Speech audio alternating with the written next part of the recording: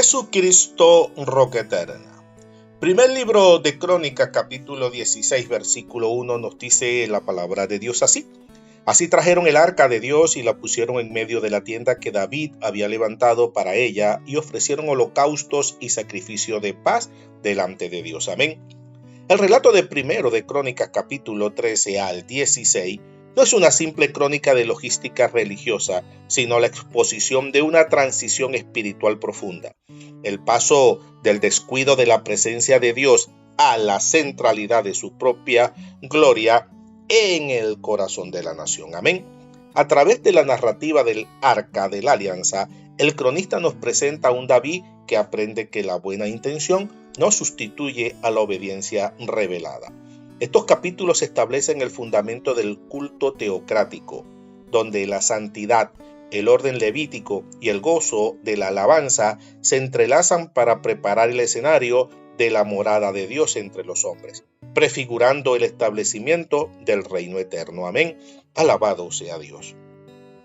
Para este análisis exegético de primero de Crónicas, capítulo 13 al 16, nos centraremos en el movimiento del Arca de la Alianza, un evento que el cronista utiliza para definir la identidad cúltica de Israel y la legitimidad de la monarquía davídica. Amén.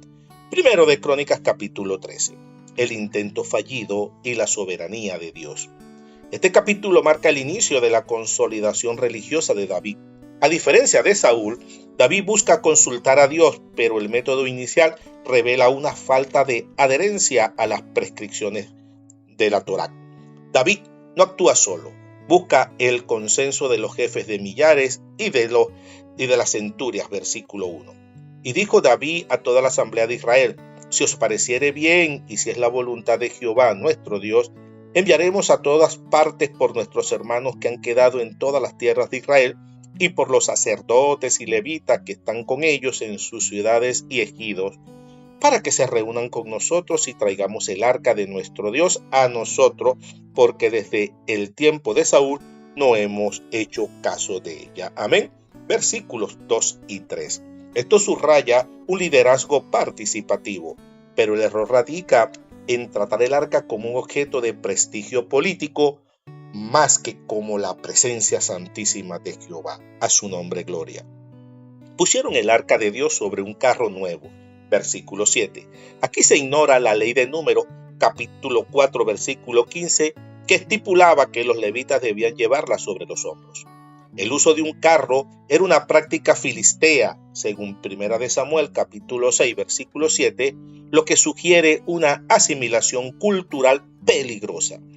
El juicio en Peresusa, dice el versículo 9, y cuando llegaron a la era de Kidón, Usa extendió su mano al arca para sostenerla, porque los bueyes tropezaban. Amén. La muerte de Usa no es un acto de crueldad divina, sino una lección de exégesis teológica. La santidad de Dios no puede ser protegida por manos humanas, no autorizadas ni mediada por conveniencia técnica. Dice el versículo 12, y David temió a Dios aquel día y dijo: ¿cómo he de traer a mi casa el arca de Dios? Amén. Y no trajo David el arca, sino que la llevó a casa de Obed-Edom por 3 meses, y bendijo Jehová la casa de Obed-Edom. Amén. Versículos 13 y 14. Bendito sea Dios. Primero de Crónicas, capítulo 14. La bendición de Obed-Edom y la preparación. Este capítulo funciona como un paréntesis necesario para demostrar que la presencia de Dios es fuente de bendición, no de muerte, cuando se respeta su santidad. La prosperidad de David, versículo 2. Y entendió David que Jehová lo había confirmado por rey de Israel. Amén. El éxito en la construcción del palacio y la victoria sobre los filisteos en Baal-Perasín, Dios de ruptura, validan su elección divina. Dependencia teocrática. En las batallas de este capítulo, David consulta a Dios repetidamente. Entonces David consultó a Dios diciendo: ¿subiré contra los filisteos? ¿Los entregarás en mis manos? Y Jehová le dijo: sube, porque yo los entregaré en tus manos. Amén. Versículo 10. Esta actitud de dependencia teocrática contrasta con la presunción del capítulo anterior y prepara el camino para el segundo intento de trasladar el arca. Amén. Alabado sea Dios. Primero de Crónicas capítulo 15. El orden levítico y el traslado exitoso. Este capítulo es el corazón de la reforma litúrgica del cronista. David reconoce su error previo y rectifica según la ley. La corrección teológica. Dijo entonces David: el arca de Dios no debe ser llevada sino por los levitas, porque a ellos ha elegido Jehová. Amén. Versículo 2. El texto enfatiza la santificación y les dijo: vosotros que sois los principales padres de las familias de los levitas, santificaos vosotros y vuestros hermanos, y pasad el arca de Jehová, Dios de Israel, al lugar que le he preparado. Amén. Versículo 12. Se establecen los gremios de cantores y músicos. Asimismo dijo David a los principales de los levitas, que de sus hermanos pusieren cantores con instrumentos de música, con salterios y arpas y címbalos. Amén. Versículo 16. El arca ya no viaja en silencio sobre un carro, sino rodeada de una comunidad que celebra y adora. El rey se despoja de sus vestiduras reales, y David iba vestido de un lino fino, y también todos los levitas que llevaban el arca, y asimismo los cantores. Y Kenanías era maestro de canto entre los cantores. Llevaba también David sobre sí un éfod de lino. Amén. Versículo 27. Identificándose con el cuerpo sacerdotal y humillándose ante el verdadero Rey de Israel. A su nombre gloria. Amén. Primero de Crónicas capítulo 16. La liturgia de acción de gracias. Una vez instalada el arca en la tienda, el capítulo presenta un salmo compuesto por fragmentos de los salmos 96, 105 y 106, configurando un modelo de adoración continua. Dice el versículo 2, y cuando David acabó de ofrecer los holocaustos y sacrificios de paz, bendijo al pueblo en el nombre de Jehová. Amén. Versículo 2. La adoración termina en comunión comunitaria, pan, carne y pasas. Alabado sea el Señor.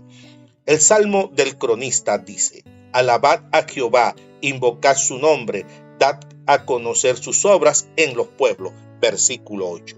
Este himno subraya tres ejes. Primero, recordar el pacto. La fidelidad de Dios a Abraham e Isaac, versículos 15 al 18. Segundo, la soberanía universal. Dios está por encima de todos los dioses de las naciones que solo son ídolos, versículo 26. Y tercero, la creación celebra. Alégrense los cielos y gócese la tierra. Amén, versículo 31. El establecimiento del culto diario. El capítulo cierra organizando los turnos permanentes y dejó allí, delante del arca del pacto de Jehová, a Asaf y a sus hermanos para que ministrasen continuamente. Amén. Versículo 37. David separa el tabernáculo en Gabaón del arca en Jerusalén, creando una tensión litúrgica que solo se resolverá en la construcción del templo de Salomón. Alabado sea Dios. Amén. Concluimos. El análisis exegético de estos capítulos nos revelan que el éxito de David no residió en su estrategia militar, sino en su capacidad de rectificar y de humillarse ante la santidad del Dios vivo y verdadero. El traslado del arca desde el olvido en Kiriat Jearim hasta el lugar de honor en Jerusalén simboliza la restauración de la comunión entre el Creador y su pueblo. La estructura litúrgica establecida en el capítulo 16, marcada por la acción de gracia y la música, trasciende el tiempo, recordándonos que el acceso a la presencia de Dios es un privilegio soberano que demanda una respuesta de santidad y una vida de adoración continua. Amén. Alabado sea Dios. Vamos a orar. Padre Celestial, hoy nos rendimos ante la majestad de tu santidad. Reconocemos que tu presencia es nuestro tesoro más grande y que no podemos tratarla con ligereza ni bajo nuestros propios términos.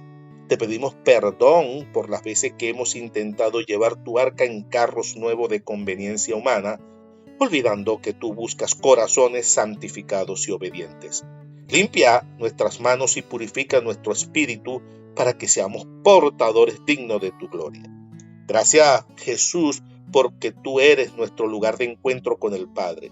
Gracias porque en ti el juicio que cayó sobre Usa se convirtió en gracia para nosotros. Que nuestra alabanza no sea un eco, sino un fuego continuo que anuncie tu nombre a quienes no te conocen. Espíritu Santo, ayúdanos a vivir con el gozo de Jerusalén en aquel día del traslado, celebrando que el Rey de Gloria habita entre nosotros. Que el lema de tu palabra sea fuego en nuestros huesos para leerla, estudiarla, meditarla y sobre todo aplicarla cada día en el nombre de Jesús. Amén y amén. Dios te bendiga, Dios te guarde.